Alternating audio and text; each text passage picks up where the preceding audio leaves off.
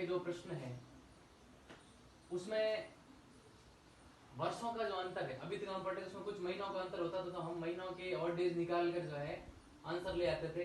पर अब जो प्रश्न है इन प्रश्नों के अंदर वर्षों का बहुत ज्यादा अंतर होगा। तो अब हम यहाँ पर मंथ की काउंटिंग नहीं कर सकते कि, क्योंकि अब जैसे ये वाला सवाल है कि 15/2005 को रविवार था तो 15 अगस्त 2020 को कौन सा वार होगा। तो 2005 और 2020 के बीच में जो एक कई वर्षों का अंतर है, तो ऐसे में हम सभी महीनों के ऐसे लिख नहीं सकते। तो क्या करना है, तो आपको ये करना है कि आपको वर्ष के, ठीक है ना, वर्ष के और डेज ज्ञात करने हैं, याद रखने, सिंपल ही है, ठीक है ना। जैसे दो तरह के वर्ष होते हैं आपको पता है, एक तो साधारण वर्ष होता है और दूसरा लीप ईयर होता है। कल की वीडियो में अपने बात की थी, ठीक है ना। इसमें 365 दिन होते हैं और इसमें 366 दिन होते हैं। अगर हम लीप ईयर की बात ऑड डेज की बात करें, ठीक है ना, तो साधारण वर्ष में जब हम 7 का भाग देंगे तो अपने पास जो ऑड डे बचेगा वो बचेगा 1।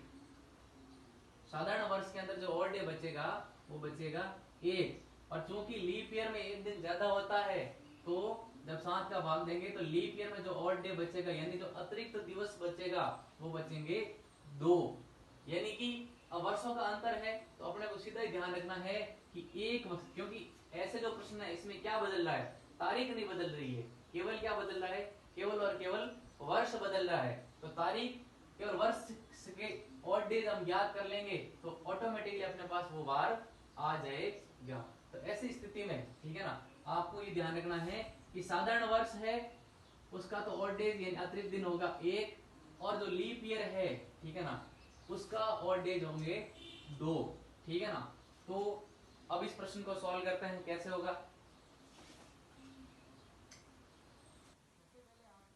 ये निकालना है कि पूछे गए प्रश्न में पहले वर्ष और इस वर्ष में अंतर कितने वर्षों का है, ठीक है ना। तो सीधा सा दिख रहा है 2005 और 2020 के बीच में, ठीक है ना, कितने वर्षों का अंतर है, 15 वर्षों का अंतर है। कितने वर्षों का, 15 वर्षों का अंतर है, ठीक है ना। अब इन 15 वर्षों के अंदर, ठीक है ना, कितने लीप ईयर अपने सामने आएंगे, ठीक है ना।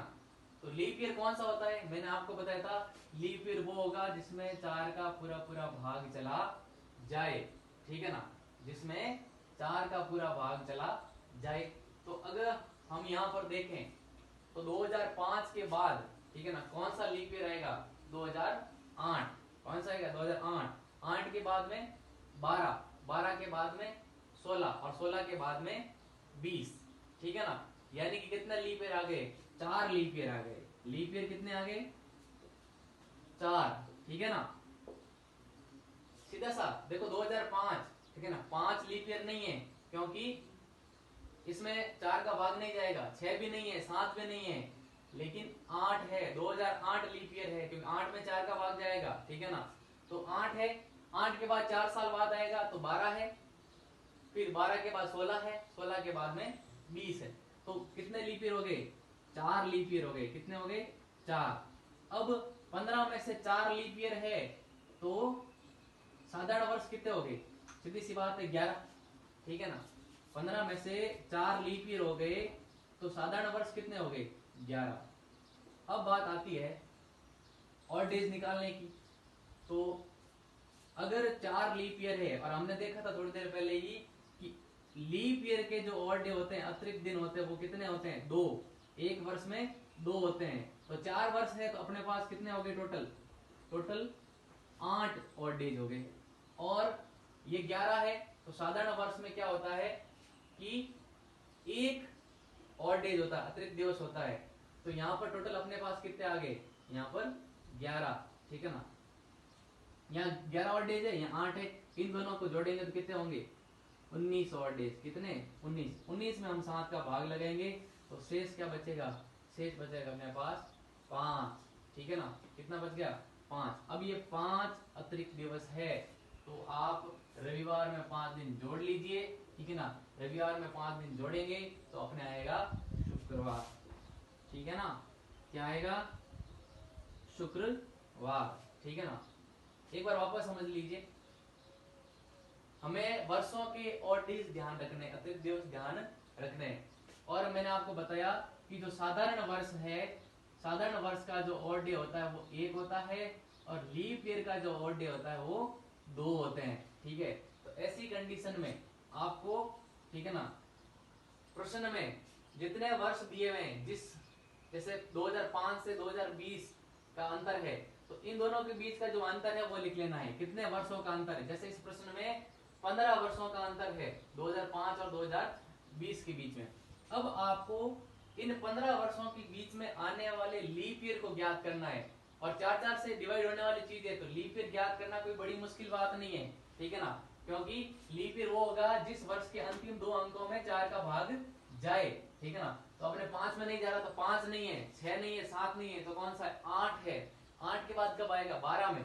12 के बाद कब आएगा, 16 में, और 16 के बाद 20 में, यानी कि 4 लीप ईयर आ गया अपने पास। तो 4 लीप ईयर लिख दिए, और 15 में से, ठीक है ना, 15 में से 4 लीप ईयर निकाल लिए, तो पीछे क्या बच गए, 11 साधारण वर्ष, जो 11 साधारण वर्ष बच गए। अब लीप ईयर में जो ऑड डे होता है वो होता है 2 दिन, और साधारण वर्ष में जो ऑड डे होता है वो 1 दिन। तो 4 दूनी 8, ठीक है ना, 4 दूनी 8, ये 8 दिवस, और यहाँ बच गए अपने 11 दिवस। दोनों को जोड़ा था 19, टोटल ऑड दिवस अपने पास अतिरिक्त दिवस आ गए 19। 19 में 7 का भाग दिया, तो पीछे बच गए 5, यानी कि 5 अतिरिक्त दिवस है। तो 5 अतिरिक्त दिवस रविवार में यदि 5 अतिरिक्त दिवस जोड़ेंगे तो अपने पास क्या आ जाएगा, अपने पास आ जाएगा शुक्रवार। अब इसको आप सीधे भी कर सकते हो, कैसे, सीधे ऐसे, आपने ये ज्ञात कर लिया कि 15 वर्षों का अंतर है, फिर आपने लीप ईयर गिन लिए कि लीप ईयर कितने हैं, तो लीप ईयर निकाल लिए अपने 4। अब आप इधर वाली कैलकुलेशन करो या नहीं करो, आप सीधे ही जो है इस 15 में इस 4 को जोड़ दो, जितने लीप ईयर निकलते हैं उतने लीप ईयर को इसमें जोड़ दो, तो क्या आ जाएगा 19। 19 में भाग देंगे 7 का, तो पीछे क्या बचेगा, वही 5। अपना आंसर क्या रहेगा, शुक्रवार। ठीक है ना, तो आप ऐसे भी कर सकते हो प्रॉपर वे में, और इस तरीके से भी इसको हल कर सकते हो कि जितने वर्षों का अंतर है, ठीक है ना, उस अंतर में से लीप ईयर निकाल दो, और लीप ईयर और अंतर को जोड़ दो, ठीक है, इन दोनों को प्लस कर दो, और उसमें 7 का भाग दे दो, तो भी आंसर आपके सामने सही ही आएगा।